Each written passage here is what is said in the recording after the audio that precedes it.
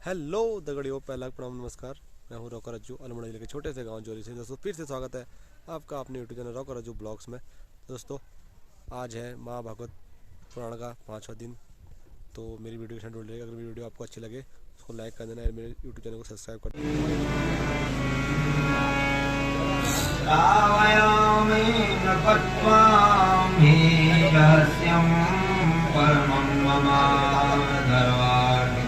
मोक्षाणां कारणं श्रवणार्थिना सुगतं सुगतं नित्यं सर्वाङ्गमसमुद्धृतम्।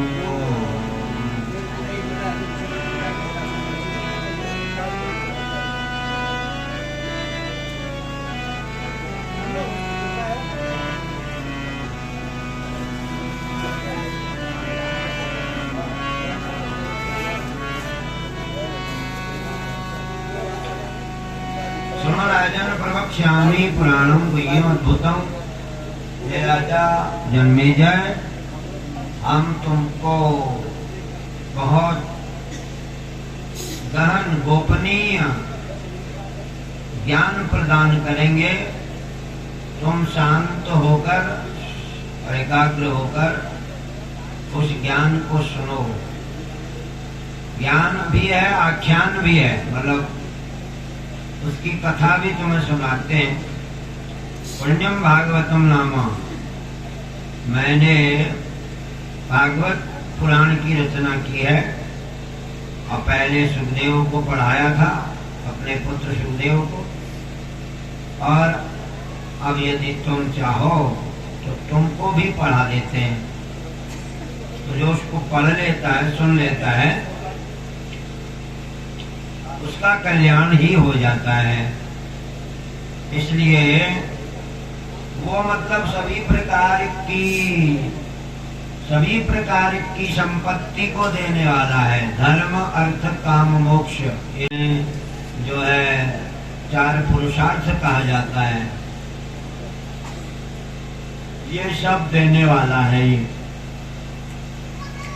पूछा भी है तो मोक्ष भी मिलेगा। सुखदं सुभदं नित्यं सर्वांगमसमुद्धृतं। जन्मेजय उवाच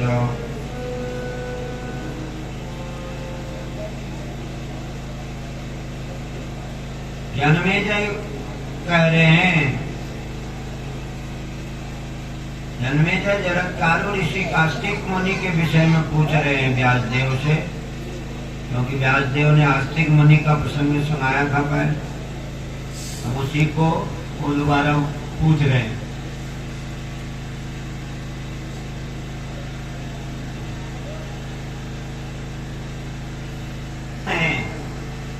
जिन्होंने सर्प यज्ञ बंद कराया था, उसके विषय में हमने आपको सुनाया। ये आस्तिक ऋषि जो थे, जरत्कारू के पुत्र, जरत्कारू नाम के ऋषि थे। और ये विचित्र कथा इसकी ऐसी है कि उन्होंने तप करके ये प्रतिज्ञा की थी कि मैं अपने नाम वाली कन्या से ही विवाह कर सकता हूँ, अन्यथा फिर विवाह ही नहीं करूंगा। जरत्कारू ऋषि ने ऐसा प्रण किया था, प्रतिज्ञा की। तो जन्मेजय उसी के विषय में पूछते हैं, कौन थे महाराज ये जरत्कारू, ये आस्तिक मुनि? इनके विषय में थोड़ा विस्तार से सुनाइए।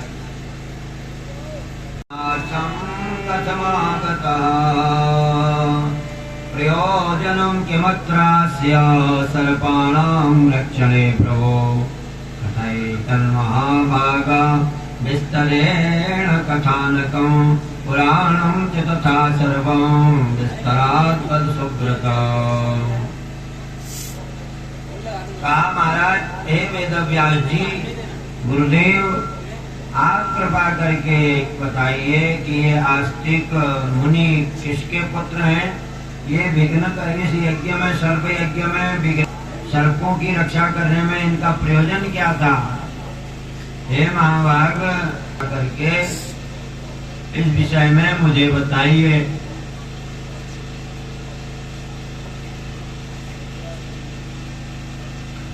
तब व्यास देव ने क्या कहा? जो ने सुनाया। व्यास उवाच जरत्कारुर्मुनिशान्तो न चकार गृहाश्रमं तेन दृष्टापने गर्ते लम्बमाना स्वपूर्वजाः। तेन दृष्टापने गर्ते लम्बमाना स्वपूर्वजाः। जरत्कारु मुनि वन में तप करते थे, कठिन तपस्वी थे। उन्होंने एक बार वन में भ्रमण करते हुए एक गड्ढे में लटके हुए, गहरे गड्ढे में किसी पेड़ की डाल पर लटके हुए, उल्टे लटके हुए अपने पूर्वजों को देखा, अपने पितरों को देखा जरत्कारु मुनि ने। और उसके बाद फिर वहां पर उनका बात संवाद हुआ कि आप कौन है, इस प्रकार क्यों लटके हुए हैं, ऐसे कष्ट में क्यों पड़े हुए हैं। उन्होंने वो जो लटके हुए थे कहा, हम तुम्हारे ही दादा परदादा, तुम्हारे पूर्वज हैं। हम इस रूप में, प्रेत रूप में यहाँ लटके हुए हैं।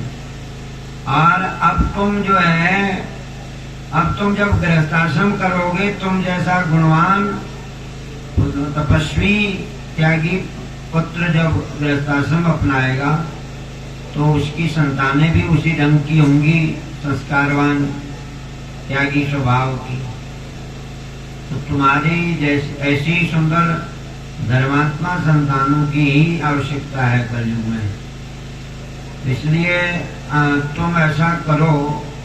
उनके पूर्वजों ने कहा, जरत्कारु मुनि के पूर्वजों ने कहा कि तुम गृहस्थाश्रम अपनाओ और तुम्हारी संतानें होंगी, आगे के लिए कुल चलेगा, वंश चलेगा, तो हम इस दुर्गति से मुक्त हो जाए। ऐसी कोई बात नहीं है। भगवती पराम्बा ही सब कुछ करने वाली,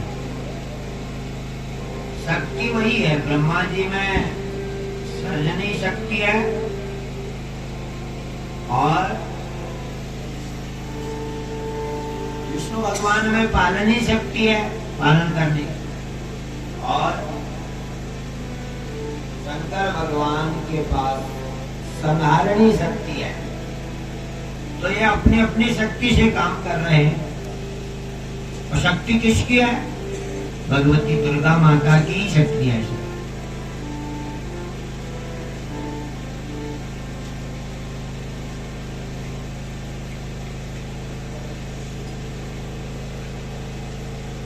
सृष्टि का विधि विधान करती है। इस संबंध में एक भजन हम लोग गाएंगे। कौन सी गाय? सृष्टि संबंधी कैसे तोने वाला है, तो वो ऐसे चला रही है जो पे